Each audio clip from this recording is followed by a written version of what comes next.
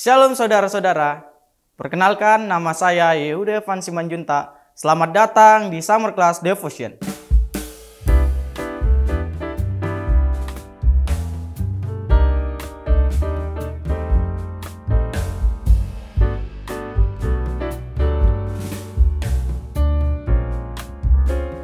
Tema sharing yang akan saya bawakan pada kali ini adalah Servant as Leader, atau yang dikenal sebagai pemimpin sebagai pelayan. Adakah di antara kita yang sangat ambis untuk menjadi seorang pemimpin? Ya, walaupun hal demikian tidak salah ada di dalam diri kita. Sebab dengan adanya keinginan untuk menjadi seorang pemimpin, maka hal itu akan menjadikan batu loncatan atau mengupgrade diri kita menjadi lebih baik lagi. Nah, dan tidak hanya itu saja teman-teman, jiwa kepemimpinan juga sudah ada di dalam diri kita sejak kita masih kecil, yaitu bagaimana kita mengatur dan menata kehidupan kita sehari-hari. Tetapi ada banyak anak-anak muda saat ini atau generasi-generasi pemimpin masa depan memiliki mindset yang salah tentang kepemimpinan. Sebab mereka berpikir bahwa jika mereka sudah mendapatkan jabatan sebagai pemimpin, maka mereka itu akan menganggap bahwa mereka akan bisa berkuasa dan memerintah semena-mena bawahan atau anggota yang akan dia pimpin. Nah, hal demikianlah yang harus dihapus dari mindset anak-anak muda yang menjadi calon generasi pemimpin masa yang akan datang. Menurut Spears tahun 2002 mengatakan bahwa pemimpin yang melayani atau servant leadership adalah seorang pemimpin yang mengutamakan pelayanan, dimulai dengan perasaan alami seseorang yang ingin melayani dan untuk mendahulukan pelayanan. Nah, seperti yang sudah saya katakan sebelumnya bahwa anak-anak muda saat ini atau generasi pemimpin masa yang akan datang memiliki mindset bahwa kepemimpinan itu adalah segalanya dalam diri mereka, sehingga kepemimpinan itu menjadikan mereka untuk sesuka hati memerintah anggota atau bawahan yang dia pimpin. Nah, saya bisa katakan hal seperti itulah yang disebut sebagai pemimpin yang otoriter tanpa mementingkan dan memahami perasaan dari anggota yang dia pimpin. Hal seperti itulah yang sangat tidak boleh dimiliki oleh seorang pemimpin. Sebab sejatinya pemimpin yang baik atau pemimpin yang sejati adalah pemimpin yang mengerti dan memahami perasaan dari anggota yang dia pimpin. Saya bisa katakan bahwa kepemimpinan yang dia kerjakan saat ini adalah kepemimpinan yang sangat berhasil.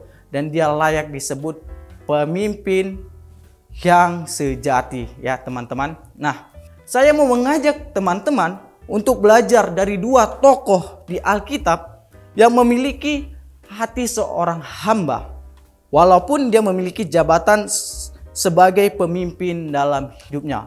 Tokoh yang pertama saya ambil dari kitab Perjanjian Lama.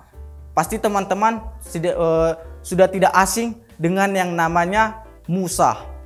Nah, Musa ini adalah seorang pemimpin yang sejati. Mengapa saya katakan pemimpin yang sejati?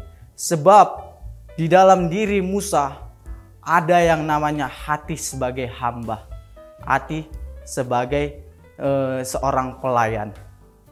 Sebab kita tahu ya, perjalanan Musa untuk menjadi seorang pemimpin itu tidak mudah. Musa harus banyak belajar dari berbagai hal, baik dari dalam dirinya sendiri maupun dari lingkungan sekitarnya, ya teman-teman.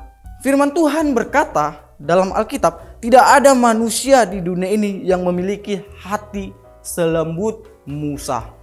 Mengapa saya katakan demikian dan mengapa Alkitab mencatatkan hal demikian? Kita bisa lihat dalam Keluaran pasal 32 ayat 32. Beginilah firman Tuhan, tetapi sekarang kiranya engkau mengampuni dosa mereka itu, dan jika tidak, hapuskanlah kiranya namaku dari dalam kitab yang telah kau tulis. Nah, ini berbicara tentang lembu emas, yang mana pada saat itu Musa diperintahkan Tuhan untuk naik ke gunung untuk menerima kitab Taurat untuk diperdengarkan kepada bangsa Israel. Tetapi teman-teman, karena Musa tidak kunjung kembali untuk memimpin bangsa Israel, maka disitulah terjadinya pemberontakan umat Israel. Mereka beranggapan bahwa Musa meninggalkan bangsa Israel sendirian tanpa adanya seorang pemimpin yang menggantikan Musa. Tetapi karena hal demikianlah, maka Tuhan sangat marah kepada bangsa Israel. Tuhan juga berkata kepada Musa bahwa bangsa Israel akan Tuhan binasakan. Tetapi apa yang dilakukan Musa sebagai pemimpin yang sejati? Musa berkata kepada Tuhan, kiranya Engkau mengampuni dosa mereka itu, dan jika tidak, hapuskanlah kiranya namaku dari dalam kitab yang telah Kau tulis.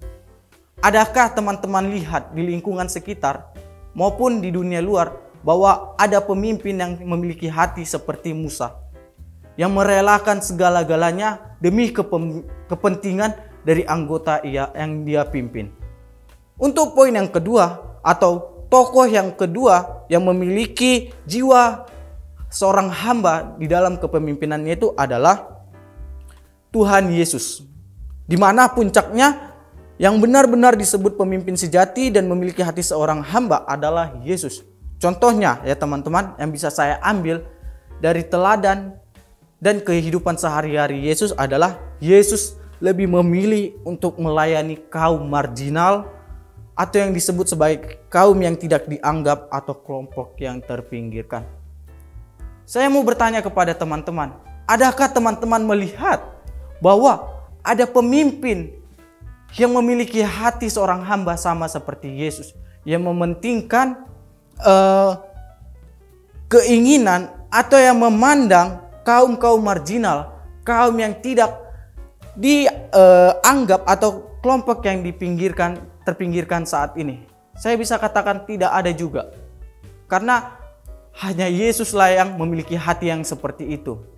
Sebab kita bisa lihat ya, dalam Injil Matius pasal 20 ayat 28, firman Tuhan berkata, sama seperti Anak Manusia datang bukan untuk dilayani, melainkan untuk melayani dan untuk memberikan nyawanya menjadi tebusan bagi banyak orang. Nah, kita bisa baca dalam Matius pasal 23 ayat 12.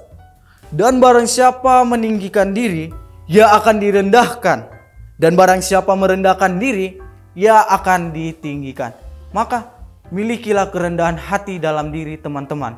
Sebab dengan adanya kerendahan hati, maka Tuhan akan menyayangi kita. Dan Tuhan akan menjadikan kita kepala dan bukan menjadi ekor. Justru sebaliknya, jika kita memiliki kesombongan, kecongkakan hati dalam diri kita, maka saya dapat pastikan bahwa kepemimpinan teman-teman tidak akan bertahan lama dan teman-teman tidak layak disebut pemimpin yang sejati. Sebab pemimpin yang sejati adalah pemimpin yang memiliki kerendahan hati, dan pemimpin yang sejati adalah pemimpin yang mengerti dan memahami perasaan dari anggota-anggota atau bawahan yang dia pimpin. Tuhan Yesus memberkati.